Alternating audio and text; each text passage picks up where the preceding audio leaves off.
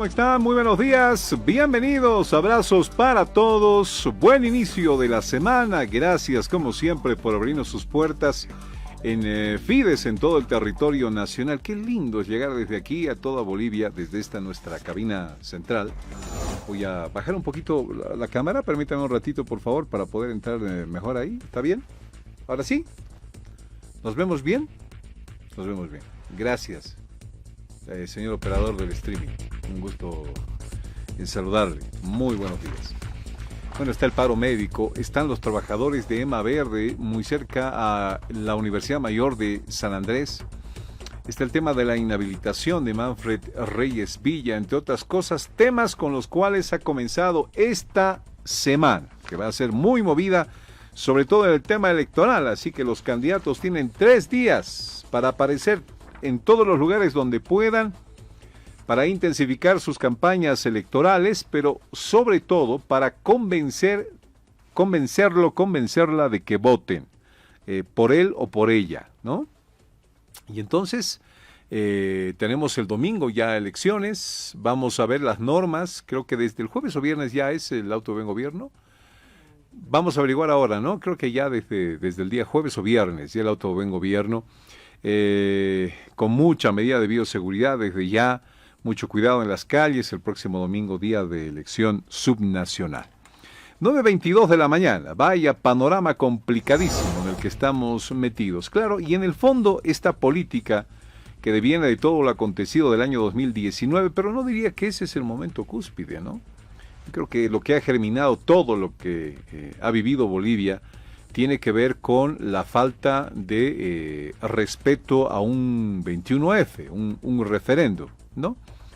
Y una persona que pretendió atornillarse en el poder. Cada vez estoy más convencido de que la gente salió a las calles hablando del MAS, pero sin embargo en su cabeza tenía a Evo Morales, ¿no?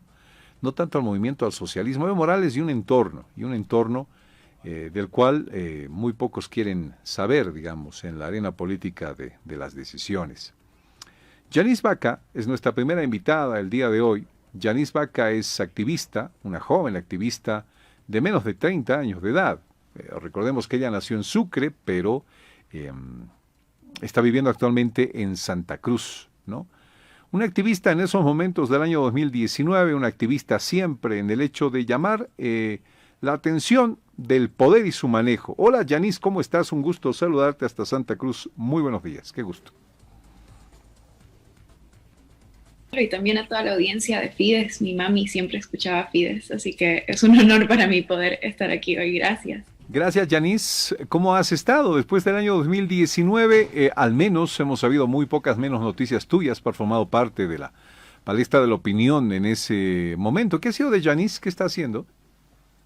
Continuamos trabajando con Ríos de Pie y creo que justamente bajo esta idea de no caer en un tipo de dictadura interna es que estamos rotando el liderazgo, estamos rotando las caras públicas, estamos haciendo que otros miembros salgan adelante y que también yo dé un paso atrás en la parte pública. Eso no quiere decir que no esté trabajando con Ríos de Pie dentro de toda la organización, la estrategia del trabajo que hacemos. Y últimamente nos hemos estado dedicando mucho más a tomar atención y aprender y a educarnos también, porque creo que algo que ha quedado muy claro después de los procesos vividos en los últimos 2 años es que tenemos que conocer más de nuestro propio país, ¿verdad? De todas partes. Y todas las personas en todas partes del abanico político en Bolivia. Así que hemos estado educándonos mucho también y aprendiendo mucho más sobre las resistencias en defensa de nuestros parques naturales y creciendo. Ahí se sigue trabajando. Yanis, te doy la bienvenida a este espacio que se llama Queso y Marraqueta, ¿ok? Yo soy la marraqueta, así bien paseña, y tú eres el queso. Ambos nos complementamos para una discusión, para una entrevista, más bien no discusión, bonita en los siguientes minutos. Así presentamos el Queso y Marraqueta, comenzando la semana.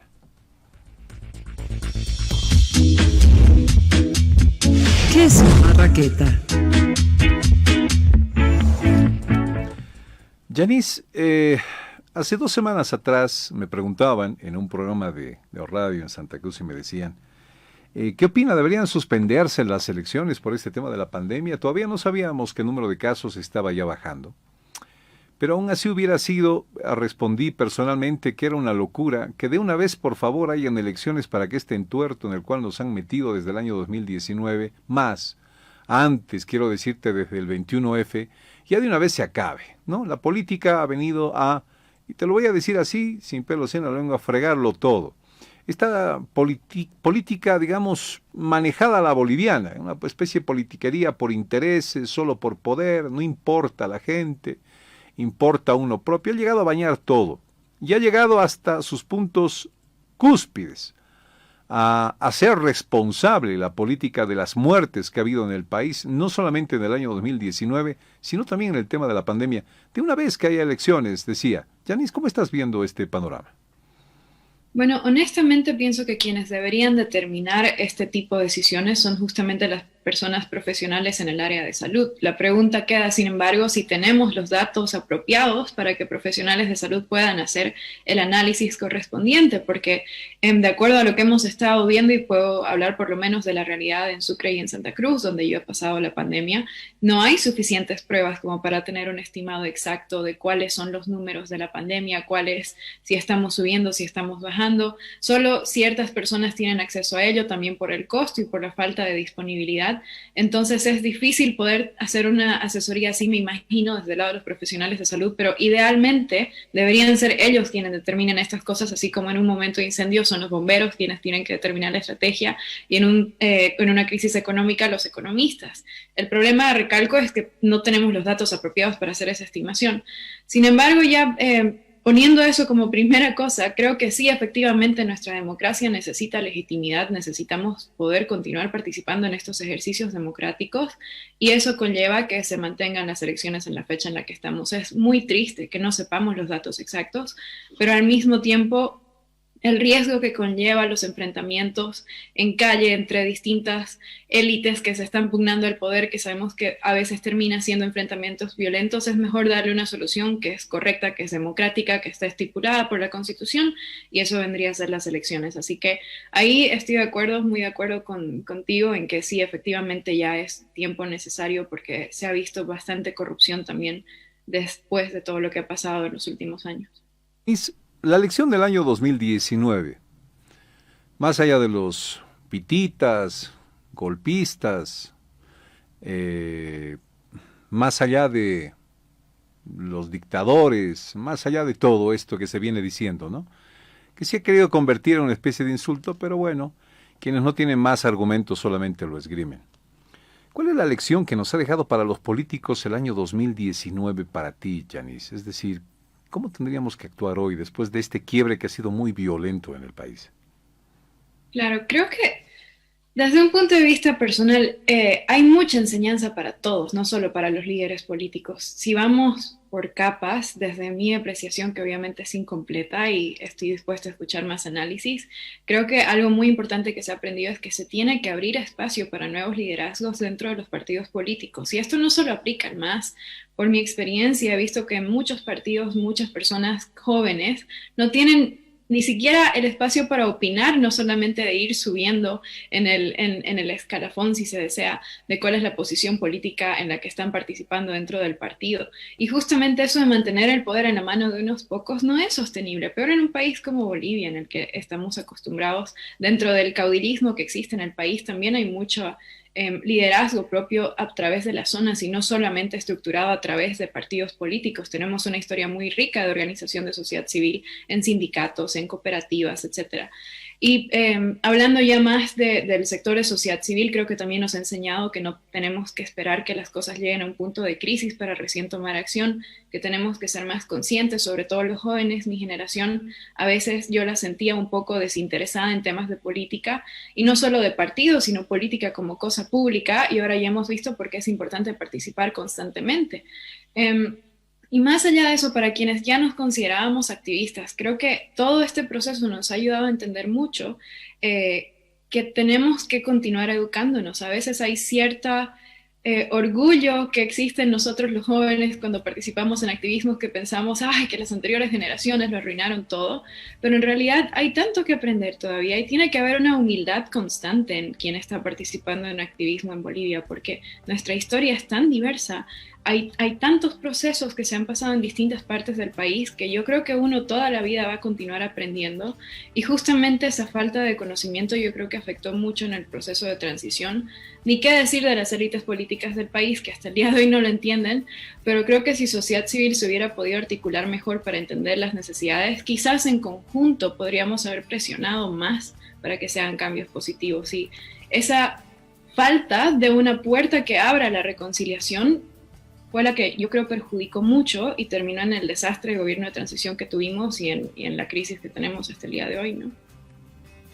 Yanis, nuestra política opera de acuerdo a unas reglas internas que, bueno, en muchos casos no deberían ajustar, ¿no?, a la expresión o las demandas del pueblo boliviano en general. Te digo esto porque hay muchas cosas que se pedían en el año 2019 a los políticos, a la gente de poder, especialmente a quienes, no siempre apoyando a alguien de la oposición, podían ser los nuevos representantes y podían reconducir el país después del tremendo abuso de Evo Morales en territorio nacional. Pero la fregaron los de la oposición, eso es lo que dice la gente, ¿no? Ellos eran de repente, no porque uno era partidario de la oposición, sino que esperaba que alguien más se haga cargo, digamos, del gobierno con un nuevo rumbo, pero ahí estaban los de la oposición, los que entraron, y la fregaron, decepcionaron al pueblo boliviano. Los miembros de la oposición siguieron velando por sus intereses, no les importó la cantidad de gente en las calles protestando, queriendo un país mejor. Es decir, se pasaron por el forro esas intenciones y siguieron con lo suyo, poder, yo. La oposición se aplazó, Yanis. Totalmente, la oposición se aplazó y se aplazó no solo en la época de transición, sino que se continúa aplazando en distintos niveles. Creo que, bueno, es fácil criticar, dicen, cuando uno no participa de un partido político, pero justamente ese es el rol del activista, entonces lo vamos a continuar haciendo. No hay hasta el momento un partido, y no solo un partido, sino una entidad que ofrezca una visión de Bolivia verdaderamente unida. El problema es que la oposición, sobre todo en el 2019, sabía que era lo que no quería el país, pero nunca propuso una visión de país en positivo que nos lleve hacia algo hacia adelante. Y por mucho que quizás algunos grupos creemos que estamos empezando a construir esa visión, es muy distinto el rol de la sociedad civil al rol que tiene un político, sea cual sea de oposición, en un momento de transición. Y creo que esa falta de análisis, de entender cuándo es un momento en el que sí, efectivamente, ya estamos en una democracia plena, por lo tanto se puede candidatear quien quiera porque tiene el derecho, a analizar cuándo todavía el Estado no está en una posición en la que hay verdadera independencia de los poderes, no está en una posición en la que ya ha habido un proceso de verdad y reconciliación entre las personas afectadas por el antiguo gobierno, el antiguo régimen.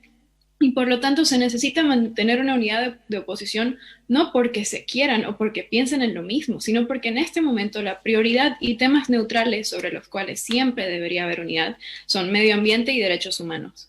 Sobre todo derechos humanos, que es un tema que es transversal a cualquier partido político, los derechos humanos siempre se tienen que respetar. Si se hubiera anclado alrededor de eso el gobierno de oposición y el gobierno de transición, quizás habríamos tenido mejores resultados. El problema es que inclusive en este momento no hay una voluntad de generar ningún tipo de negociación de los partidos políticos, porque dicen, no, el otro partido es el masista, el infiltrado, yo soy la verdadera oposición. Y se entiende nuevamente, uno no está en la posición en la que están las personas que son parte de los partidos políticos. Admiro mucho a quienes han decidido entrar a esta gestión debido a todos los obstáculos que hay, pero al mismo tiempo, mientras no hay un proceso de verdadera negociación, de escucharse, de tener la voluntad de generar una visión para el país positiva, en la que efectivamente ya no haya racismo, ya no haya corrupción, que sí se vio en el gobierno de transición, no vamos a poder salir adelante y vamos a seguir con políticos que se tiran las culpas entre ellos, que es lo que está pasando, pero al final la propuesta no existe, y tampoco existe quien se haga responsable por las cosas que se han hecho mal, porque siempre es culpa del otro. Y ahí creo yo también que esa necesidad, exigir ese tipo de responsabilidad y de propuesta, también tiene que salir de sociedad civil. No es un trabajo únicamente de los partidos de oposición. Y sociedad civil y a veces hasta los medios están muy acostumbrados a este tipo de payasos que tenemos por políticos y aplauden y qué bonito, qué chistoso, pero ha llegado el momento nuevamente, si queremos que Bolivia no vuelva a pasar, que yo por lo menos no quiero que volvamos a pasar por el tipo de crisis que hemos tenido, hay que exigirle más no solo a los partidos políticos, sino también a nosotros mismos como sociedad civil y saber qué exigimos, qué esperamos y no idolatrar a un político por quién es, sino evaluar por cuáles son sus promesas, su partido de gobierno, su propuesta de gobierno y efectivamente cómo rinde después. Porque si seguimos viendo personalidad y no vemos resultados, vamos a seguir con caudillos que se repitan. Yanis, entrar a la política es una mala palabra, ¿no? Política es una mala palabra en Bolivia. Ser político es sinónimo de ser corrupto, ¿no? Lastimosamente tenemos esas ideas en nuestra cabeza. Y muchas buenas intenciones. He visto mucha gente entrar en el mundo de la política con muy buenas intenciones. Y la verdad es que al final se ha tenido que esconder porque o no ha querido ser parte de este sistema draconiano político, ¿no? Donde el jefe manda, donde hay que pagar facturas políticas, donde hay que meterse en la corrupción, donde hay que dar pegas a los familiares, etcétera, etcétera, ¿no? O gente que una vez ha dicho, ¿sabes qué? Ya no tengo más futuro adelante, la regué entrando a la política, así que ni modo, hay que entrar nomás al ruedo, pero, a ver, pensando un poquito en estas subnacionales, mira, Yanis, lo mismo, ¿no? Lo mismo. Una justicia que obra cuando le conviene, más allá de si hace o no hace justicia, quiero seguir creyendo de que debe haber algún juez probo por ahí, el hablar mal del candidato, el acostumbrarnos a hacer show, ir regalando cosas para que la gente vote por uno. Este sistema político, es muy altruista decir que el servicio público definitivamente es un servicio de la gente para la gente y no para un determinado partido. Se me estremeció oír a candidatos y decir, yo soy del partido gobernante y si votan por mí vamos a tener coordinación con el gobierno central, ¿no? Cuando se sabe que cuando uno llega a ser líder, se olvida de la ideología y es pues papá de todos, papá o mamá de todos, ¿no, Yanis? Es funcionario, está al servicio de todos, no tanto que sea el papá o mamá desde donde yo lo veo. Sí, no necesariamente tendría que ser una mala palabra entrar en política, pero creo que en el contexto actual se ha convertido en eso precisamente porque las estructuras de los partidos políticos en Bolivia son bastante verticales, tienen una forma de pensar bastante antigua, desde mi parecer he visto como que los análisis y hasta el vocabulario que usan es de un siglo pasado, no están bien conectados a la realidad vivida de hoy en día. Y aparte que, bueno, eso también responde a cómo se ha estructurado el Estado boliviano. Históricamente venimos de una historia de represión y negación de identidad a pueblos indígenas, entre otras cosas, ¿no? Entonces, creo que, por ejemplo, desde un punto de vista de un activista como mi persona, ni siquiera considero entrar a participar en un partido político, no porque ser funcionario público y servir a los demás sea algo malo, sino porque no se ha dado una estructura en la que verdaderamente se pueda trabajar de forma transparente y peor en el contexto actual en el que ni siquiera hay independencia de los órganos del Estado, entonces uno no tiene seguridad de que su propia vida, su propio trabajo va a ser verdaderamente respetado y va a terminar bien. Eso no quiere decir que esté mal participar, por eso recalco, admiro a quienes han ingresado a participar dentro de partidos de oposición o de cualquier partido en esta gestión tan complicada en la que se necesita tanto negociamiento, negociar y poder generar unidad y consenso, pero es muy triste cómo están las cosas. Pero aún así, recalco, el cambio se puede hacer, tiene que nacer no solo desde los partidos políticos, sino desde también sociedad civil y ver qué oportunidades hay, ¿no? He visto que la Unión Europea está ofreciendo financiamiento para una reforma del órgano judicial. Hay que ver hasta dónde llega esa reforma, porque efectivamente es una de las partes más preocupantes del Estado. Y me imagino que inclusive hasta para quienes trabajan en prensa es un reto diario trabajar en reportes políticos en este país, porque uno está bailando en una línea muy delgada en que como no hay seguridad en cuanto a lo judicial, uno nunca sabe de qué lo van a acusar, ¿no? Yanis, siempre es un gusto hablar contigo. Gracias por ser el queso esta mañana. Gracias por ser ese queso esta mañana. En este queso y marraquete, compartir algunos de estos criterios. La gente adorará. Aunque claro, lo más difícil de estar en el poder es complacer a todos. Me queda esa frase calcada en el corazón, ¿no? Hagas lo que hagas, siempre te van a criticar siendo autoridad. Si haces algo, te van a criticar. Si no haces nada, te van a criticar. Si haces las cosas bien, tu madre te va a llamar para decirte felicidades, pero nadie más. Pero si haces algo mal, todo el mundo te va a caer encima, ¿no? Esa es la realidad, digamos, en esencia del tema del ser humano. Pero a ver si hay algún político en algún momento que realmente hace lo que tiene que hacer, más allá de complacer a los grupos que lo presionan, pensando solamente en quedarse en el poder y vivir de él. Ojalá encontremos ese político o política algún día. Yanis, te mando un abrazo hasta Santa Cruz. Que tengamos una excelente jornada. Muchísimas gracias. Un gusto ser el queso chaqueño del día de hoy. Que tengan un excelente día. El queso y marraqueta de hoy. Queso y marraqueta de hoy. A que no saben qué cosas me he enterado en las últimas horas, majo. Bueno, le mandamos un saludo, vilipendiao y aplaudiu. Es el periodista español Alejandro Entrambazaguas, ¿se acuerdan de él? ¿Os acordáis de Entrambazaguas? ¿No os acordáis de Entrambazaguas? Bueno, le cuento que el otro día, por azares del destino, logramos comunicarnos y dije, majo, ¿qué estáis haciendo? Y me dice, aquí estoy en Emiratos Árabes. Ah, caray, mira vos. Del Salar de Uyuni a Emiratos Árabes, el hombre. ¿Ah?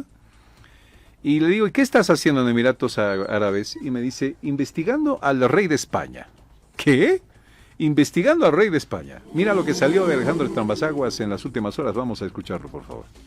Por aire, mar y tierra, el periodista español Alejandro Entrambazaguas, de OK Diario, lleva 2 meses investigando en Emiratos Árabes Unidos. Su misión, descubrir cómo vive don Juan Carlos, rey emérito de España, y si son ciertos o no los rumores sobre su estado de salud. Hace unos días logró esta conversación. Majestad, ¿cómo se encuentra? Bien, haciendo 2 horas de gimnasia diaria. Qué bien, me alegro muchísimo. Soy periodista y, por favor, mire, me gustaría simplemente poderle saludar en persona. Disculpe que... Bueno, pero mira, yo no puedo cambiar las normas del país. Ya. Yo no mando aquí, o sea que te mando un abrazo y muchísimas gracias por llamar. Me dice claramente que se encuentra perfectamente y literalmente me dice que hace 2 horas de gimnasia todos los días, ¿no? En OK Diario publicamos esa cinta y claro, en España se armó una vorágine mediática impresionante. Esa sería la única comunicación pública que se conoce hasta el momento desde que el rey abandonó España, desde agosto pasado, para instalarse en Emiratos Árabes. ¿Qué hace el rey emérito prácticamente durante el día? Porque no está ejerciendo ningún tipo de trabajo, está prácticamente refugiado o escondido. Nosotros en OK Diario hemos utilizado la palabra refugiado, ¿no? Porque él está viviendo aquí, él no tiene a día de hoy ninguna condena en ningún tribunal de justicia. Pero de la prensa y los fotógrafos sí que se protege, aunque ha quedado al descubierto con la misión secreta de Entrambazaguas. Es un paraje de lujo, súper exclusivo, un resort de ensueño que está en medio del Golfo Pérsico, a 50 minutos en coche del centro de la ciudad de Abu Dhabi. Estamos hablando de una mansión que tiene un coste de 11 millones de dólares o, si prefieres alquilarla, de 350.000 dólares al mes. Tiene 6 habitaciones, 7 baños, varios salones, sala de cine, en fin, unos lujos increíbles. Ubicada en la isla de Saya Nuray, se puede acceder en bote a pasar el día, visitar restaurantes y el lujoso spa. Pero antes de vivir allí, el rey fue huésped de honor en el Hotel Emirate Palace durante meses. Alejandro, entonces esos rumores de que el hotel donde estuvo viviendo el rey emérito es uno de los hoteles más lujosos del mundo, ¿es eso cierto? ¿Pudiste comprobarlo? Por supuesto, en primera persona. Lo primero que hice nada más llegar fue acudir a la cafetería, pedir un café y veo que me traen un café aparentemente normal, pero con virutas de oro de 24 quilates comestibles. Café con oro, botella de agua con oro y una habitación presidencial con trato de rey, por supuesto. ¿Quién paga todo esto, Alejandro? ¿Quién paga esta vida que lleva el rey emérito fuera de España? Bueno, pues realmente al 100% no se sabe, es lo que estamos investigando, ¿no? Caray, ¿qué tal? ¡Wow! Bueno, enseguida vamos a charlar, ¿eh? Le pregunté a Alejandro Entrambazaguas cuánto vale la tacita esta con el polvo de oro, me dijo $28. ¿28? Sí, 28 o 38. Ahorita lo voy a verificar. Bueno. Vamos con Juan Carlos Mercado, un segundo nada más, por favor, en la información hasta Cochabamba. Va a hablar Manfred Reyes Villa, una jornada en estos 3 días donde Manfred sigue haciendo campaña, pero claro, la inhabilitación está sobre su cabeza. Carlos Mercado, buenos días, cuéntanos, por favor. Muchas gracias, John. Efectivamente, 11:30 de la mañana está programado que el inhabilitado, por ahora, candidato de la Alianza Súmate, Manfred Reyes Villa, pueda de alguna manera también dirigirse ante los medios de comunicación. Lo cierto es que en Cochabamba, a raíz de lo que ha sucedido hace días, se han instalado varios piquetes de huelga frente al Tribunal Departamental Electoral. Otro, esta jornada se ha instalado en la plaza principal de Cochabamba, en la plaza de Armas, donde le están exigiendo al Tribunal Supremo Electoral pueda reconsiderar su decisión, ya que existen documentos, dice la Alianza Súmate, de que el señor Manfred Reyes Villa, el mismo día de que fue inhabilitado, pagó la deuda que tenía con la gobernación de Cochabamba. Vamos a escuchar parte de las declaraciones en estos momentos de la gente que hace huelga en la plaza principal de Cochabamba. Con esta medida esperamos pues sensibilizar los corazones de aquellos que una vez más están usando el sistema judicial para perseguir a gente que no piensa igual que el partido de gobierno y para quitarle la posibilidad a los cochabameños de poder votar este 7 de marzo. Les pedimos que recapaciten, que no usen la justicia para perjudicar a gente que no piensa como ellos y que el capitán Manfred Reyes Villa pueda ser habilitado. De las declaraciones que se van en de huelga de hambre, los puntos en este momento, más de 35 personas que han decidido ingresar en esta medida de presión, y el recurso ya está dentro del Tribunal Supremo Electoral. Habrá que esperar que en estos días el ente pueda reunirse y ver esta situación. Desde la Alianza Súmate, Manfred Reyes Villa dice que no tiene ninguna deuda económica y que el tribunal debería de proceder conforme a esta situación. Bien, muchísimas gracias, Carlos. Estaremos entonces atentos a lo que va a suceder en la mañana con Manfred Reyes Villa en Cochabamba.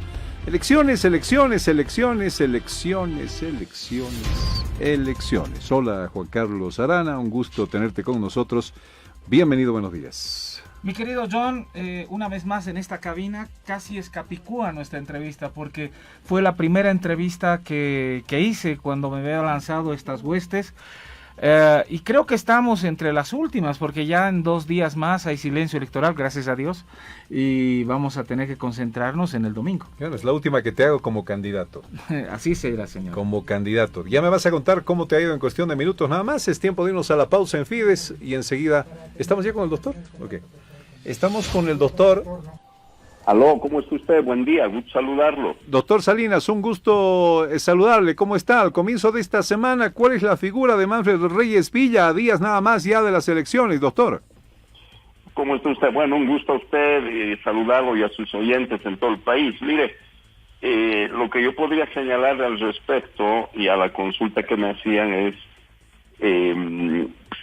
el señor Reyes Villa entiendo que ha presentado ya un recurso extraordinario de revisión amparado en la ley del régimen electoral, cuyo artículo 217 permite este tipo de procedimientos cuando el Tribunal Supremo Electoral o algún tribunal electoral departamental emite una resolución pidiéndose con ese recurso su revocatoria.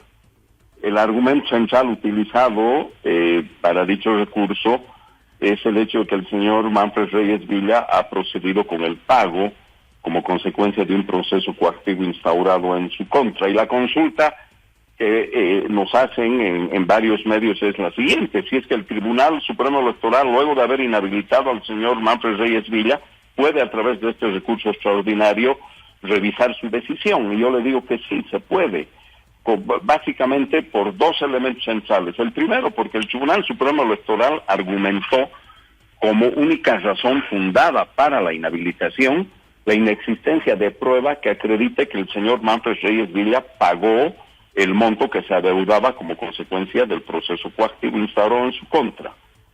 Es el único argumento que utilizó. Y la segunda razón central es que la propia Constitución Política del Estado, en el artículo 234, establece que uno de los elementos indispensables para acceder a hacer uso del derecho político de elegibilidad es no contar con un pliego de cargo ejecutoriado pendiente de pago.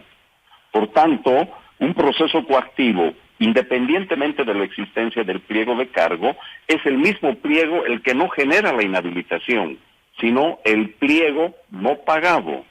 Y como consecuencia de ello, habiendo en este caso de una simple valoración fáctica, habiendo en este caso el señor Reyes Villa cancelado el importe perseguido por el Estado en el proceso coactivo, desaparece la causal de inhabilitación establecida en la propia Constitución, y con la acreditación del pago documentado, desaparece también el argumento del Tribunal Supremo como causal para la inhabilitación, y por tanto, obviamente, lo que cabe es revisar esa decisión y habilitarlo al señor Reyes Villa. Ese es un razonamiento muy simple y muy elemental que yo le hago, y la opinión que le pongo en estricto derecho respecto a lo que creo que debería ocurrir legalmente. Doctor, bueno, me queda clara esta figura desde su entendimiento. Pagado lo que debía Manfredo Reyes Villa, y ya zanjado el tema ya no procedería la inhabilitación, eso es claro. Es clarísimo, y ya no procede por mandato expreso de la propia Constitución, John, porque la Constitución dice en el artículo 234 la no existencia de pliego de cargo ejecutoriado pendiente de pago. ¿Por qué? La muerte civil ha desaparecido, pues la misma Constitución la prohíbe en el artículo 118. Entonces, una persona cancelado el importe perseguido como consecuencia de un pliego de cargo, que entiendo incluso en el caso del señor Reyes Villa, el pliego de cargo aún no fue emitido por el juez de primera instancia. Cancelado el importe, desaparece el impedimento que podría generar hacer uso libremente de ese derecho político de elegibilidad. Y ese es el espíritu que hay que entender del constituyente. Lo que se persigue con el proceso coactivo es el pago. Hecho el pago, no existe razón de ser jurídica para que exista una sanción, porque ya la sanción, que es la conminatoria y ser compilado a pagar, ya se ha cumplido. Doctor Cayo Salinas, muchísimas gracias por este espacio en Fides. Un abrazo, gracias. Buen día. Un gusto, pues. Un abrazo para usted, ¿ya? Bueno, en las próximas horas va a hablar Manfredo Reyes Villa. ¿Se imaginan si lo habilitan? Es decir, la rabia contenida, expresada en el tema de las encuestas, va a traducirse en mayor votaje para Manfredo Reyes Villa, ¿no? Una especie de, me lo han querido tocar a mi candidato, ahora van a ver, ¿no? Es decir, hay gente que no entiende que cuando se quiere hacer daño, es decir, el efecto es el contrario. Espera que lo vamos a hablar con Juan Carlos Arana.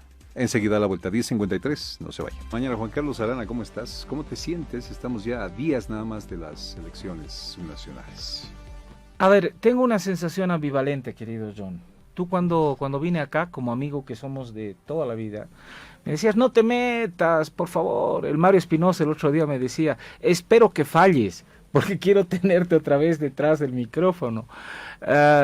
Esto tiene un sabor agridulce. Dulce por el cariño que he sentido de la gente, pero en todos los lugares, mercados, laderas, calles y demás, cariño de verdad. Y no es gente, por si acaso, que le estés prebendalizando, les regales 250 pesos como los que están hoy día embanderando plazas y demás cosas, sino gente de verdad, gente que te quiere, que se prepara su guirnaldita y te la cuelga, ¿no? Con todo cariño te echa sus misturas, sus florcitas y demás.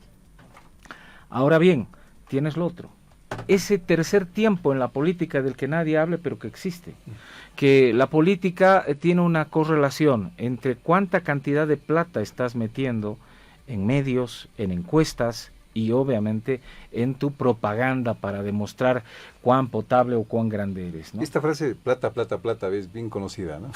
Al menos en la política, ¿cuánto uno tiene que tener para hacer campaña electoral? Contame. Mira, yo con el corazón en la mano debo decirte que he gastado hasta el momento $18,000.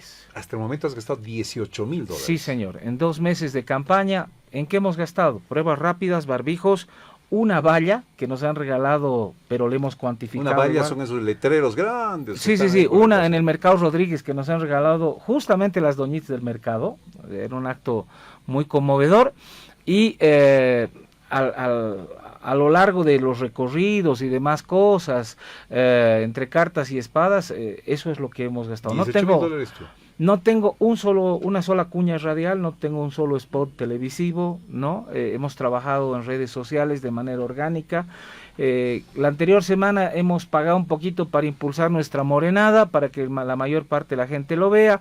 Casi 3 millones de personas lo vieron, y eso es con impulsar a través del Facebook, y eso se paga. ¿Con tu plata? Entonces, no, la plata de la muchachada, hermano. Ojalá yo tuviera $18,000, hermano.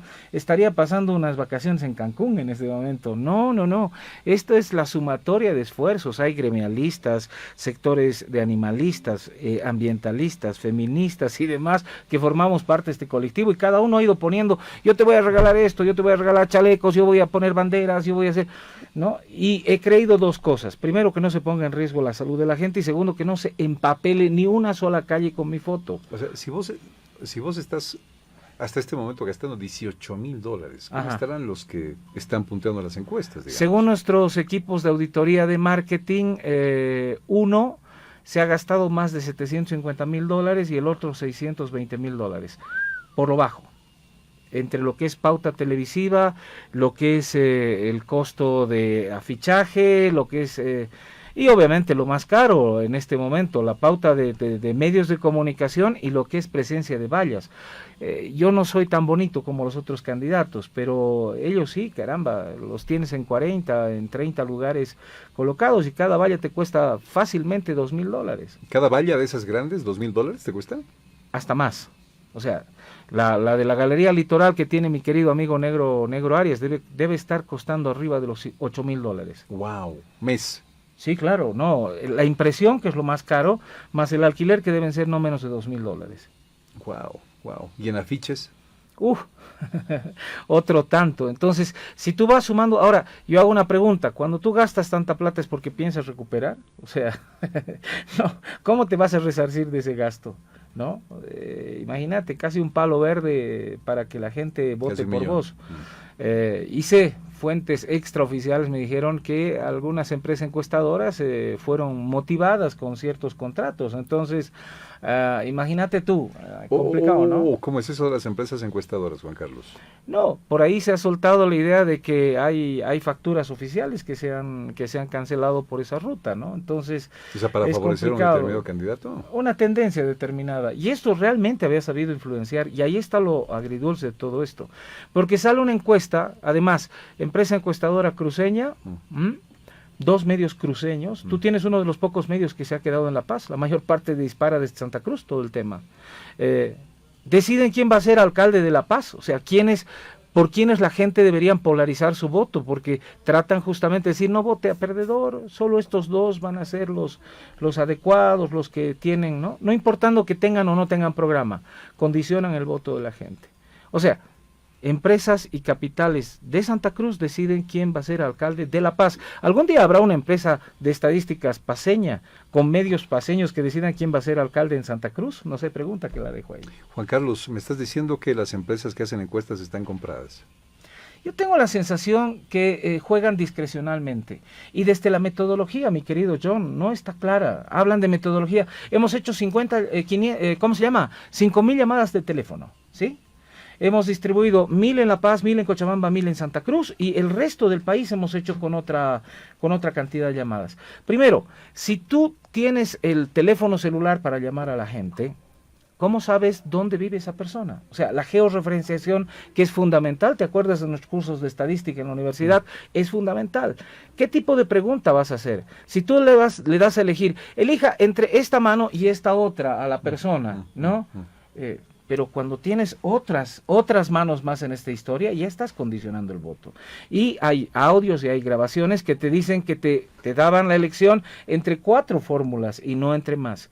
Entonces, me suena muy extraño. Una cosa que no soporta la lógica de los números, y tengo un amigo que es decano de la Facultad de Economía de Santiago de Chile, que me decía, estas estadísticas no aguantan la lógica de los números no se alteran progresivamente. Hizo el análisis de la elección en la que se denunció fraude, y me decían, no puede ser que tú tengas a un mes de las elecciones 16.5% de indecisos, y a 2 semanas de las elecciones tengas 20% de indeciso. Entonces, ¿dónde está la lógica? O sea, la gente cada vez empezó a decidir menos. Entonces, son cosas que no aguantó la pregunta técnica. Ok, si en esa lista de favoritos de las encuestadoras, te lo preguntaré, lejos de las encuestas que se han lanzado, Ajá.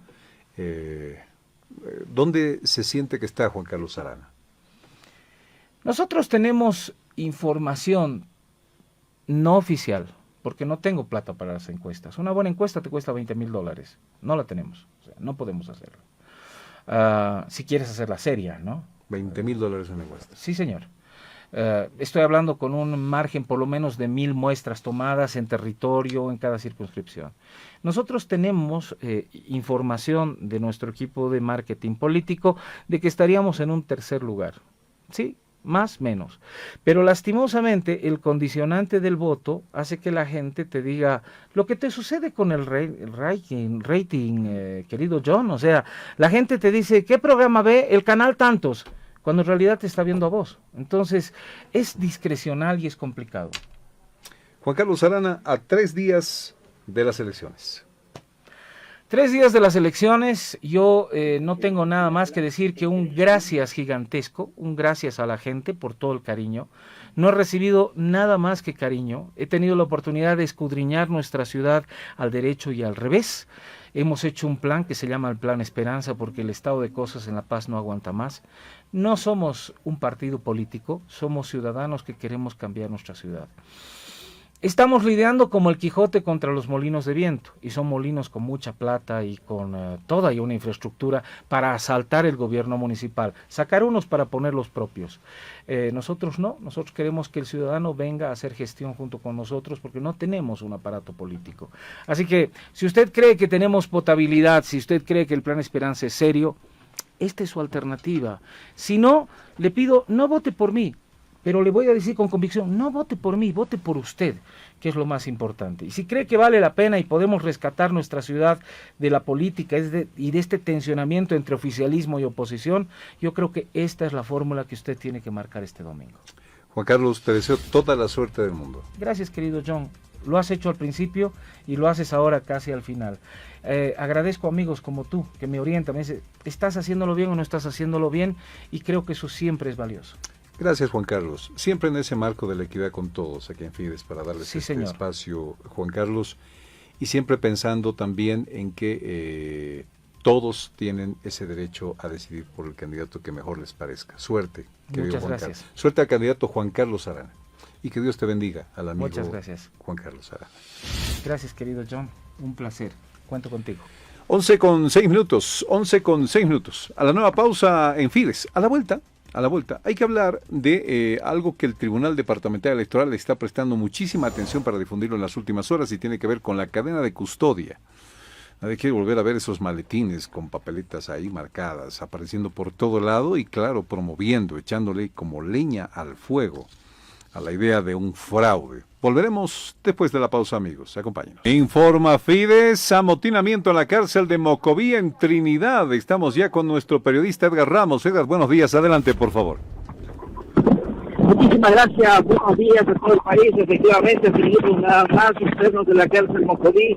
Se amotiнаron especialmente por la deuda que tienen entre diarios. La gobernación no ha cancelado, rompieron las rejas y se manifestaron los encargados de los pabellones al interior de la cárcel de varones Mocoví, aseguraron que dejan en manos de la población la dirigencia, puesto que no hay control dentro del penal de varones Mocoví.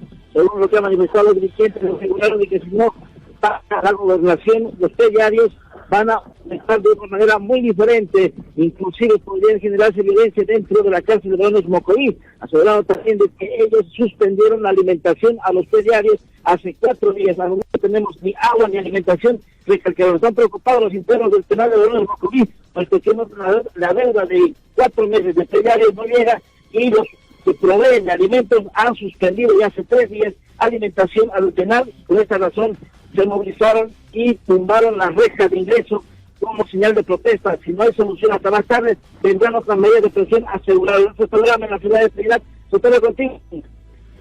Gracias, Edgar. Estás en este momento en el lugar de los hechos. Entonces, oficialmente hay motín a la cárcel de Mocoví. Vamos a ir al video, por favor, que nos están precisamente enviando desde Trinidad a propósito de este tema. Escuchemos un poco, por favor.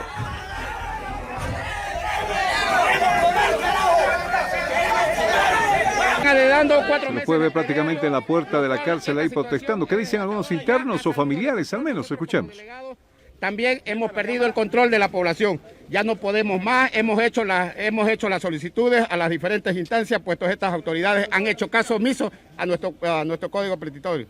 ¿Qué es lo que están exigiendo? ¿Por qué es la protesta, por favor, el motín? Sí, las necesidades son diversas. Las necesidades son diversas acá en el penal. El penal ustedes lo conocen, es de extrema pobreza, pero la parte fundamental es el tema del prediario. No hay dinero para comprarlo porque cada día compramos a 120, 4 tanquecitos, 4.000. Cada día tenemos las pruebas a la gente, a la empresa que hemos pedido el agua nosotros. Nos acudimos al pozo allá.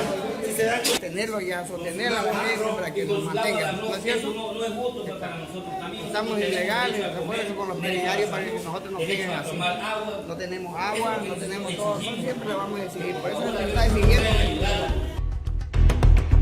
Bueno, cárcel de Mocoví entonces con los internos que se han amotinado en ese lugar va a ser noticia durante esta mañana. Otra de las noticias tiene que ver con una última declaración de el actual gobernador de La Paz, Félix Pazzi, que es candidato por el movimiento Tercer Sistema, también para la gobernación de La Paz. A ver, escuchen a Félix Pazzi, ¿qué dijo en una conferencia hace poco más de media hora? ¿Lo tenemos? ¿Sí? ¿Todavía no lo tenemos? No. Ok. Después de la... puede ser que lo tengas ya, Wilmer, por favor, para escucharlo acá. A ver, Félix Pazzi habría dicho: váyanse a la miércoles, carajo. ¿Qué tal? Váyanse a la miércoles, carajo. Así respondió el gobernador de La Paz, Félix Pazzi, frente a la violencia y discriminación que sufren los candidatos del movimiento Tercer Sistema por parte del MAS, encuestadora y algunos medios de comunicación. Pensé que había calado profundo con Felipe. No pensé que había calado tan profundo, pero bueno. Váyanse a la miércoles, carajo. A ver si podemos conseguir el audio, por favor, de la última entrevista con Félix Pazzi a propósito de este tema, queridos amigos. En cuestión de minutos nos estamos moviendo para aquello en el programa. Karen Cabrera, gerente general de CIE Bolivia, nos acompaña unos minutos aquí en la radio. Karen, un gusto que estés acá. Bienvenida a la cabina de Fibes. Muchas gracias, muy buenos días. Nosotros siempre, trayendo novedades, ya en la ciudad de La Paz, trayendo lo que son estas grandes oportunidades. Estamos viendo de que mucho es el tema del COVID, lamentablemente ha sido un año muy fuerte, y también ahora el tema de la política, pero estamos dejando de lado algo muy importante por lo que están atravesando nuestros niños, que es la educación. Estamos por eso nosotros como CIE Bolivia trayendo novedades para toda la gente de la ciudad de La Paz, para toda la gente de la ciudad de La que quiere que los niños dejen de lado las dificultades en el aprendizaje y lógicamente que puedan tener un potencial óptimo para desarrollarse este año en el colegio. Ok, sí, dificultades en el aprendizaje. A ver, pero por dos lados, ¿no? Primero, toda la pandemia, la educación, y segundo, que con esto de la tecnología y demás, los papás ya no pueden decir, hijo, así es, explicarles cómo enseñarles, porque los papás también no tienen esa preparación, ¿no? Sí, lamentablemente nos ha tocado en realidad pasar de un día a otro a un sistema o una modalidad en realidad donde muchos niños no han podido tener una fácil adaptación y han tenido muchísimas fallas, ¿no? Habían niños que tenían atención dispersa y con esto de la pandemia, con todo lo que ha sido las nuevas modalidades de estudio, ya ellos prácticamente han dejado de lado muchos conocimientos, y nosotros como empresa lo que más bien hacemos es que el estudiante tenga un aprendizaje totalmente personalizado, porque aclarar que nosotros trabajamos con psicólogas en pedagogía y desarrollar las habilidades cognitivas, y este programa no solamente está diseñado porque muchos dicen, bueno, solo niños, no, a partir de los 4 años es que nosotros trabajamos como empresa, hasta una edad pueden hacerlo todas las personas, en realidad hasta los 99 años de edad, porque lo que queremos es desarrollar inteligencias múltiples, queremos desarrollar desarrollar habilidades. Muchos papás en este momento sé que ya se identifican y dicen, sí, evidentemente mi niño se distraía, mi adolescente de 15 años no puede comprender, no puede entender lo que lee, tienen problemas de caligrafía, tienen problemas de ortografía, tienen dificultades incluso en el desenvolvimiento escénico en público, ¿no? Que no pueden de alguna manera tener una exposición óptima, se olvidan muchas veces los conocimientos en el área del lenguaje, y eso es donde va generando dificultades a la larga, ¿no? Incluso hay niños que no pueden pronunciar bien algunas palabras, no pueden escribir de manera correcta. Entonces lo que hace la empresa CIE Bolivia, porque comentarles de que CIE Bolivia está a nivel nacional, tenemos la sede central en Cochabamba y la sucursal en Oruro, y ahora La Paz se beneficia con estos métodos de alto rendimiento. La Paz y el Alto se benefician, ya que nosotros queremos justamente dejar de hacer doler la cabeza a los padres de familia con el tema de los conocimientos en los niños, y más bien queremos ser un apoyo totalmente personalizado con psicólogas especialistas en esta área. A ver, este apoyo, ¿en qué consiste? Explícame un poquito más. Y viene desde CIE, esta empresa que está promoviendo que estas dificultades sean más livianas para los padres de familia. Yo voy y inscribo a mi hijo, le digo, ¿sabes qué? No le gusta estar frente a la computadora, no le gusta lo virtual, está faltando práctica, por ejemplo. ¿Qué me propone CIE? Sí, nosotros como empresa lo primero que hacemos es una evaluación de conocimientos para ver el grado y nivel actual de cada uno de los niños. En este caso, nosotros tenemos que ver cómo ha sido su etapa de aprendizaje, incluso no desde ahorita, no desde lo que está, sino desde antes, ¿no? Cómo el niño aprendió, cómo el adolescente ha ido aprendiendo en todos estos años de base. Después de esta evaluación, nosotros conversamos con los papás, como lo mencionaba, la psicopedagoga hace un análisis completo y le informa al papá cuáles son las debilidades y cuáles son las habilidades de los estudiantes. Entonces, de esa manera ya parte que nosotros empezamos a rediseñar y diseñar un pensum de avance según el grado y nivel que el niño se encuentra. Si tenemos que hacer un retroceso tal vez para poder ver tal vez alguna debilidad anterior que el estudiante o que el niño haya tenido, pues lo vamos a hacer. Si tenemos nosotros que potencializar las habilidades, también se va a trabajar. Y si tenemos que hacer un adelantamiento para tener un kilómetro extra de aprendizaje en el colegio, también se lo va a realizar, porque nosotros lo hacemos de manera personalizada. El material es totalmente diseñado para cada uno de los estudiantes según la edad que tenga y según la necesidad con la que hay que trabajar. 70% de descuento en CIE para quienes tengan dificultades en el tema educativo. El teléfono es 715-63869. La empresa se llama CIE. ¿Qué es CIE? Sí, Centro para la Inteligencia y el Estudio. Y traemos una promoción muy interesante, importante el día de hoy, porque queremos beneficiar a todas las personas que en este momento ya nomás empiezan a hacer timbrar el celular, una llamadita perdida, un mensaje de texto, un mensaje de WhatsApp, como lo mencionaba querido John, al 715-63863, 715-63863, van a tener este diagnóstico totalmente gratuito a todas las personas que en este momento se comuniquen, y además van a tener el 70% de descuento en este momento al 715-63863 para todas las personas que ya se empiecen a comunicar. Démosle importancia también a lo importante que son nuestros hijos, nuestros adolescentes, usted papá, usted mamá, los universitarios que quieran ser parte de esta empresa que está rompiendo paradigmas del aprendizaje con un método único en Bolivia. Me atrevo a decirlo porque somos la única empresa que trabaja un cronograma especial para cada uno de los estudiantes. 715-63863, 70% de descuento, además de un diagnóstico totalmente gratuito en este momento para todas las personas que ya nomás empiezan a comunicarse con nosotros. Gracias, Karen. Tremenda, tremenda. Muchísimas gracias. Es una locomotora, Karen Cabrera, gerente general de CIE. Gracias, Karen. Muchas gracias. Hasta una próxima oportunidad. Y bienvenida a CIE.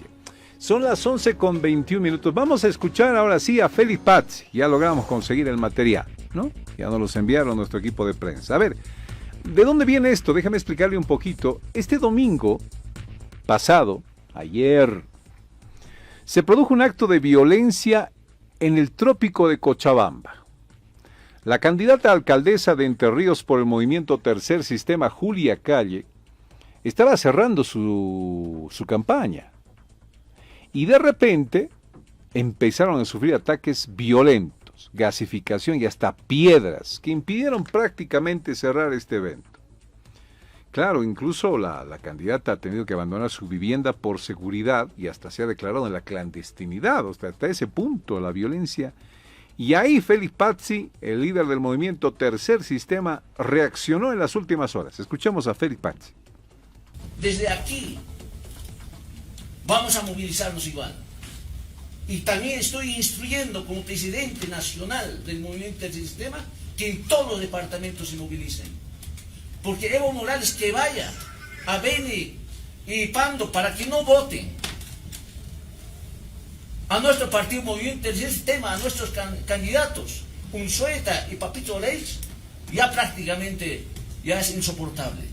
Está bien que pueden proponer propuestas, etcétera, pero ya actuar con violencia prácticamente ya es esto una actitud antidemocrática. Por lo tanto, que no haya democracia, que elijan nomás los gobernantes. ¿Quién va a ser su gobernador? ¿Quién van a ser sus alcaldes? ¿Para qué llevamos las elecciones? Y el temor más grande ha surgido cuando el movimiento Tercer Sistema ha crecido increíblemente. Es el segundo partido más grande después del MAS, como partido. No es una alianza, porque las alianzas siempre son efímeras. Ocultan su identidad detrás de esa alianza. Este partido revolucionario prácticamente ya es una preocupación fundamentalmente para los grandes dueños de los medios de comunicación y también para el movimiento al socialismo y el gobierno en su conjunto. Nosotros, lo que nos corresponde en acción legal, lo vamos a hacerlo. Gobernador, usted habla de las encuestadoras, pero ¿qué pasa con el Tribunal Supremo Electoral teniendo en cuenta la ley de reglamento electoral? ¿No debió haber observado también el Tribunal Supremo Electoral esta situación que usted observa? El Tribunal Electoral prácticamente debía ser el control, pero no vemos mucha paciencia, mucha flexibilidad en todo. Y ahí está pasando algo. Los medios de comunicación deben ser regulados. Regulados no en el sentido de restringir a algunos. Debería ser permitido a todos, de inicio al fin, todos los candidatos. Y eso, omitir, por ejemplo, o direccionar a partir de los encuestadores, ya es un delito. Y eso no existe. No nunca debería existir en la ciencia, porque supuestamente las encuestadoras son científicas. Dice y se anota.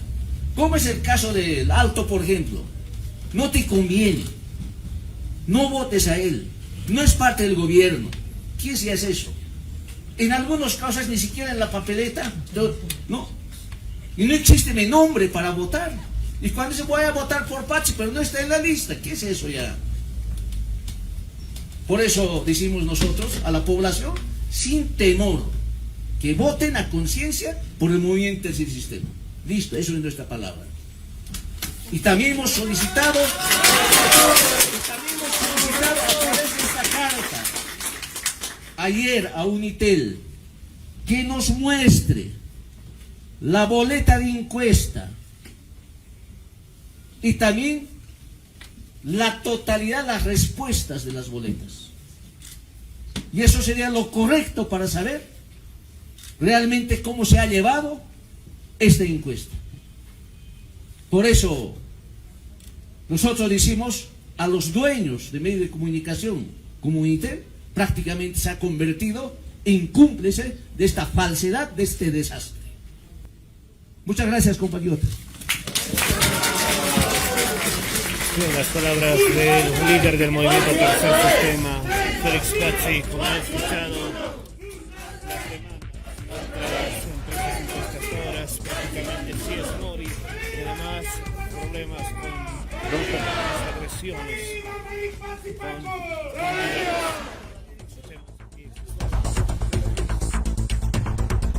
Bueno, toda la conferencia de prensa. Lo cierto es que estamos justo buscando la parte, lo entrevistaron ahí y dijo, váyanse a la miércoles, carajo. Esa partecita nos falta hacerle escuchar a usted de lo que dijo el gobernador, refrendando todo lo que pasó con su candidata el movimiento Tercer Sistema, pero además refrendando el tema de las encuestas. Está muy bien. Bueno, está renegando Patxi, ¿no? Aquí el dilema es el siguiente. Con su equipo de comunicación se hizo o quisieron hacerlo ver como víctima, cuando yo en este set de radio dije, ordénense carajo, ¿se acuerda? Hace unos meses atrás. Y claro, Patxi, al final que yo hablé con él, me dijo, no pasa nada, pero su departamento de comunicación, no sé, lo hizo ver a él, quiero pensar que lo hicieron ver a él como tremendamente indignado por lo que se dijo en este estudio de televisión, cuando ni siquiera era para él y demás, y ahora, bueno, con esta frase, váyanse a la miércoles, carajo. Bueno, tiene sus razones, en ese momento hubo razones y demás. A ver pues si hablan ahora con su equipo de comunicación, ¿no? De discriminación, ¿no? Etcétera, etcétera, etcétera, tal y como se lavaron ahí las manos, se mostraron totalmente indignados por aquella vez aquí en la radio. Ahí está pues Patxi, ahí está Patxi. 11:28, consígueme esa partecita por favor, que ya salió en El Deber, ya salió en todas las páginas y demás. Quiero escuchar esa frase de La Voz, a ver, del gobernador Félix Patxi, ¿no? Por lo que anda renegando. Bueno, no lo culpo a Félix Patxi. A veces uno tiene que sacar lo que siente, en realidad, cuando tiene razones, ¿no? Pero de ahí, en que algunos cercanos a él lo hagan ver como víctima, y él dije, además, que lo hagan ver como víctima, ya definitivamente es otra cosa. Ahí está pues, ¿no? Bueno, hay que escupir muy alto porque a uno le cae en el ojo. Bueno, ya tenemos la parte donde Félix Patxi, el líder del movimiento Tercer Sistema, termina así molesto, ¿no? Hablando de las encuestas y hablando de lo que le hacen a sus candidatos, incluso con violencia. A ver, ¿qué dijo Félix Patxi? Vamos a escucharlo, por favor. Estas encuestas falsas y por la violencia física, política y maltratos en su conjunto, estamos indignados totalmente. Váyanse al miércoles, carajo. Pido a la población que por conciencia, sin temor, voten por Movimiento Tercer Sistema. A ver, otra vez, ponlo una vez más, por favor. Ponlo una vez más desde el principio, te pido, Javi, para que la gente lo escuche. Gracias. A la gobernación. Y otra violencia física, política y maltratos en su conjunto, estamos indignados totalmente. Váyanse al miércoles, carajo. Pido a la población. Bueno, ahí está. Ahí está Félix Patxi. Juzgue usted. 11:36 minutos, está con nosotros el doctor Franz Jiménez, presidente del Tribunal Departamental Electoral, TDE, Tribunal Departamental Electoral de La Paz. Presidente, un gusto saludarle, muy buenos días, bienvenido a Fides. Gracias, el agradecido soy, muchísimas gracias por la comunicación que tengamos. Presidente, la cadena de custodia ha sido motivo de un acto especial esta mañana. Cuéntenos un poquito esto que es importantísimo, ¿no? Pensando en lo que sucedió el año 2019 especialmente, presidente. Adelante, por favor. Gracias. Efectivamente, el material electoral es muy fundamental, en la cual debemos tomar en cuenta que desde el inicio de la entrega que sale del Centro Departamental de Logística, lo hemos denominado CDL, debemos ser controlados. ¿Qué sucede? ¿Hasta qué lugar llega este material? Si efectivamente llegó o no llegó. Entonces, por eso se ha implementado y el Tribunal Supremo lo ha aplicado para las elecciones generales 2020. Y es así también estas elecciones nacionales 2021 lo vamos a aplicar, y es decir, mejorando por algunas dificultades que se ha tenido. Hoy hemos hecho reajustes mismos a esta cadena de custodia, y es así que vamos a dar la seguridad de que pueda llegar al recinto electoral, en la cual vamos a tener ahora con un ambiente seguro, en la cual también los miembros de las Fuerzas Armadas en el área rural y en el área urbana estarán la Policía Boliviana, para que al día siguiente a las 5 de la mañana le pueda entregar al notario electoral mediante una acta suscrita de la conformidad de este material que ha llegado, y es así a partir de las 6 entregará el notario a los jurados electorales, y a las 8 de la mañana podrán dar inicio y a la apertura de las mesas de sufragio. Bien, presidente, cuéntenos un poquito cuál va a ser este sistema de esta custodia, por favor, de papeletas y todo, un poquito más específico para que la gente confíe en cómo se va a manejar el material electoral. todo el material electoral se lo denomina maleta electoral, que estarán las papeletas de sufragio, las listas de habilitados, las listas de inhabilitados, el certificado de sufragio, asimismo también todas las medidas de bioseguridad, el gel, el alcohol, ¿no? Tenemos el papel higiénico, también tenemos ahí los hisopos en la cual se constituye a este material electoral, que se constituye por 3 sobres, el sobre A, el sobre B y el sobre C, en la cual también tenemos el acta electoral, que es muy importante, un documento en la cual los jurados electorales deben enviar para que se haga en el cómputo departamental, ir viendo los resultados que va a ir dando el Tribunal Electoral Departamental de La Paz. Presidente, todo listo para el día domingo. ¿Qué otras puntualizaciones hay que hacer desde donde usted se encuentra para la gente que nos escucha en todo el país, especialmente en La Paz? Se sientan muy tranquilos, con mucha confianza, con mucha transparencia. Está trabajando el Tribunal Electoral Departamental, está socializando con estos foros, estamos desarrollando, tanto los medios de comunicación, los delegados de organizaciones políticas, estamos transmitiendo con toda la información, también la documentación necesaria, que ellos se puedan llevar y puedan también socializar en las regiones que están, ¿no? Entonces, nuevamente, muchísimas gracias a ustedes por transmitir esta información y la ciudadanía se sienta satisfecha y también tranquila, porque vamos a cumplir con todas las medidas de bioseguridad. Sí, podemos recordar una vez más la norma, por favor, los horarios de votación, la gente, cómo tiene que funcionar ese día.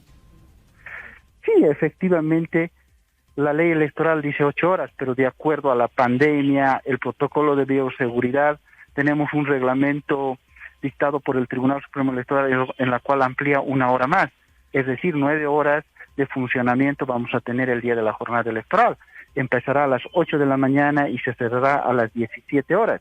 Tenemos un poquito por los protocolos de bioseguridad que debemos estar contemplados en qué. Las personas que concluyan sus cédulas de identidad de 0 a 4 son en el turno de la mañana y de 5 a 9 en la tarde. ¿Qué significa esto? No es que, digamos, alguna persona no ha asistido con el cédula de identidad 2, no le dejan ir posteriormente a sufragar. No, solamente es para que nos organicemos y que no existan las aglomeraciones correspondientes. Justamente queremos que tengamos una organización y una concientización de que la pandemia está y debemos cuidarnos, la salud es muy valiosa.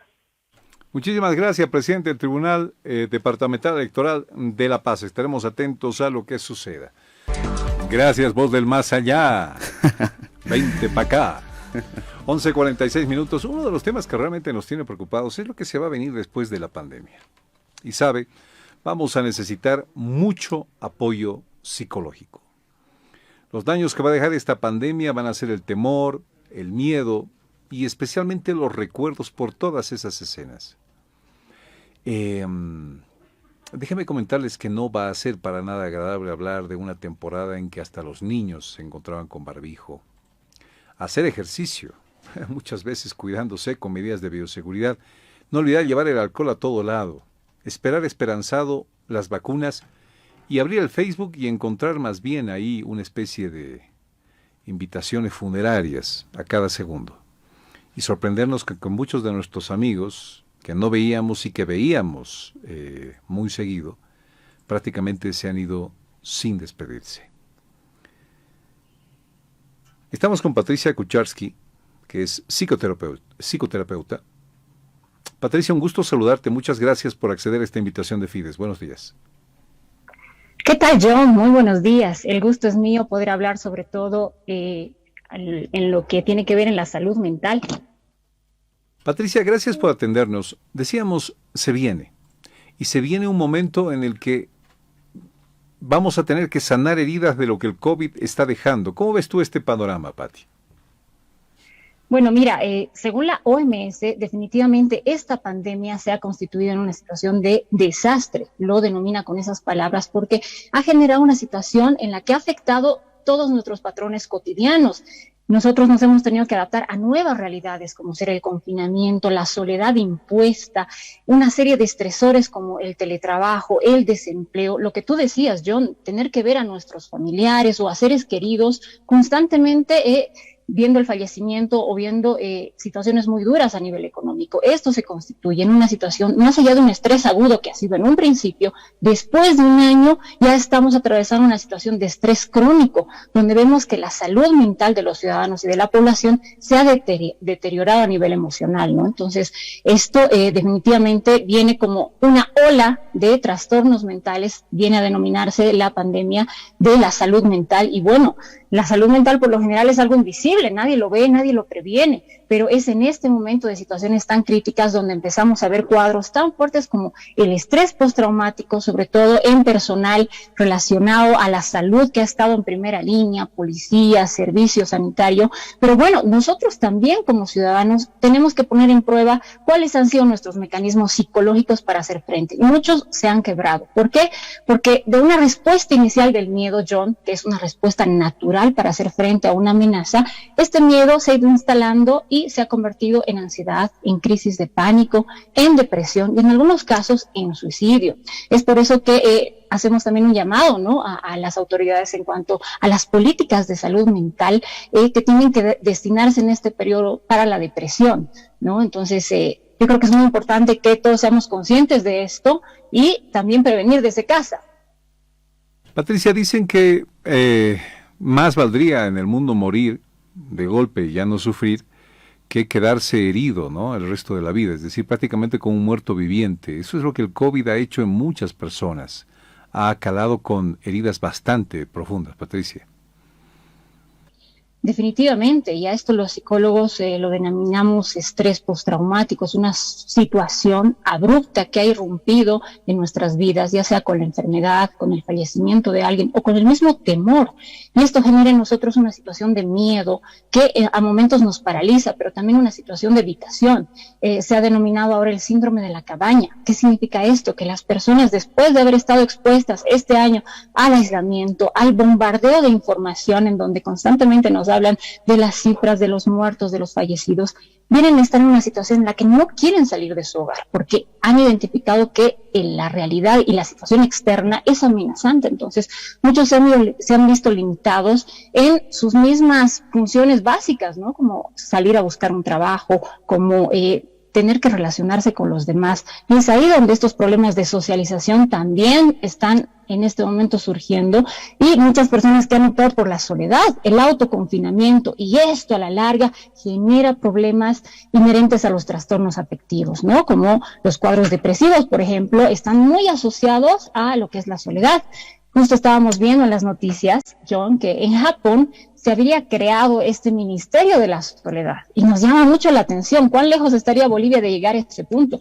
Pero bueno, tenemos que ser conscientes de que la soledad como un factor que va a desencadenar cuadros depresivos, incluso el suicidio, tiene incluso un impacto económico. Uno dice, bueno, eso es solo un aspecto emocional, irrelevante, subjetivo del individuo, pero no, tiene un costo económico en los países, porque esto se traduce en imposibilidad de la gente para continuar con sus negocios, desempleo, la misma apatía que genera la depresión hace que estas personas se aíslen y que no quieran salir a contactarse con el mundo, e incluso llegar a pensar en la propia muerte como un escape a estos problemas psicológicos producto de la pandemia, como una situación totalmente inesperada en nuestras vidas. Patricia, ¿qué va a pasar después del COVID? Contame, ¿la gente va a ir a los psicólogos? ¿La gente tiene que autosanarse? ¿Qué se espera de la gente para con la gente, de uno para con uno? Mira, es muy subjetiva la reacción, ¿no? No todos van a reaccionar con una respuesta de un trastorno, de depresión, de ansiedad. Muchos lo han sobrellevado bastante bien. Y hay otro porcentaje que incluso dice, lo he pasado bien, ahora estoy con mis hijos, tengo más tiempo. Pero bueno, hablemos de las personas que psicológicamente han sido más vulnerables. De hecho, desde el inicio de la pandemia, los profesionales en salud mental, psiquiatras, psicólogos, ya hemos visto una respuesta aguda de estrés y hemos recibido muchos pacientes, hemos hecho contención en crisis, pero en este momento, donde ya ha pasado aproximadamente un año, están incrementando, por ejemplo, los trastornos de estrés postraumático. postraumático, cuadros de depresión mayor, ¿no? Trastornos ya de crisis de ansiedad, ataques de pánico, que se vienen sumando a otro cuadro que, por ejemplo, está asociado a la violencia, al consumo de sustancias, consumo de alcohol, y que bueno, si en este momento que ya ha pasado un año se está manifestando en nuestra sociedad, vemos que a largo plazo también existirán estas manifestaciones cada vez más crónicas, ¿no? Uno piensa, bueno, la respuesta psicológica es inmediata, sí, pero también toma su tiempo incluso en manifestarse porque los individuos son conscientes, incluso 6 meses, un año después de todo el proceso que han pasado, mucho más si han sido víctimas del COVID, se han atravesado una enfermedad, se han estado en terapia intensiva, han estado intubados, realmente las secuelas psicológicas son significativas como el estrés postraumático. Patricia, ¿qué sugieres tú? ¿Qué sugieres tú? Porque al parecer todo el mundo vuelve a la normalidad, pero uno no se da cuenta del verdadero daño que tiene dentro, ¿no? Y ponía algunos ejemplos, como al abrir el Face y ver a sus amigos de los cuales no se ha despedido, como saber que la gente está muriendo, como ver en la calle gente ahí caminando y sabes que cualquiera de ellos puede portar el virus, como de repente estar traumado por si sales de casa y te olvidas el barbijo y el alcohol, es decir, todo esto, ¿cómo va a ser? Mira, John, hay una frase clave, ¿no? Muchos dicen que la procesión se lleva por dentro. Muy pocos, por el estigma social que existe en nuestro país y en Latinoamérica, de decir, me siento triste, estoy deprimido, no puedo levantarme de mi cama, tengo miedo a salir de mi casa. Muchos ocultan, ¿no?, la enfermedad mental o estas dificultades. Entonces, aparentemente uno sale y la vida continúa. Existe la aparente normalidad en las calles, pero por dentro muchas personas silenciosamente están acarreando cuadros de muchísimo miedo, de mucha angustia, de ansiedad, incluso que se desencadenan, ¿no? Por ejemplo, trastornos obsesivos compulsivos referidos a la limpieza, que uno ya no puede ni siquiera relacionarse con las personas porque las asume como un poco de contaminación. Entonces, muchas personas guardan internamente estos síntomas, tienen miedo a pedir ayuda, incluso a hablarlo con otras personas por el mismo estigma, ¿no? Y la vergüenza de decir, estoy atravesando por una dificultad emocional. Entonces, yo creo que lo primero que tenemos que ser flexibles con nosotros mismos, ser conscientes de que esto es algo abrupto que ha pasado absolutamente a todos y que no todos tenemos las mismas habilidades psicológicas para afrontarlo, y no sientan vergüenza.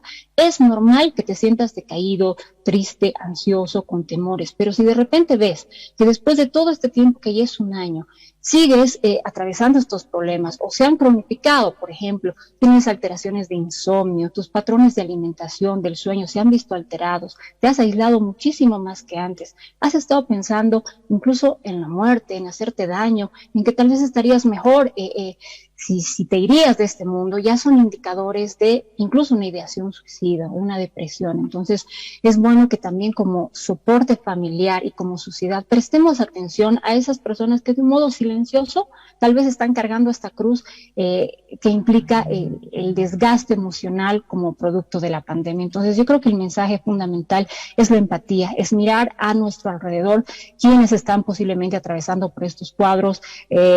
También la pandemia ha mostrado que muchos podemos ser muy egoístas, ¿no? Pensar solo en nuestra salud, en nuestra supervivencia y nada más, pero somos parte de toda una sociedad y es por eso que tanto los psicólogos y psiquiatras hemos conformado grupos de apoyo, call centers, porque necesitamos que la sociedad tenga este espacio de contención y si el cuadro es muy grave, incluso se requiere un tratamiento psicológico y psiquiátrico, John.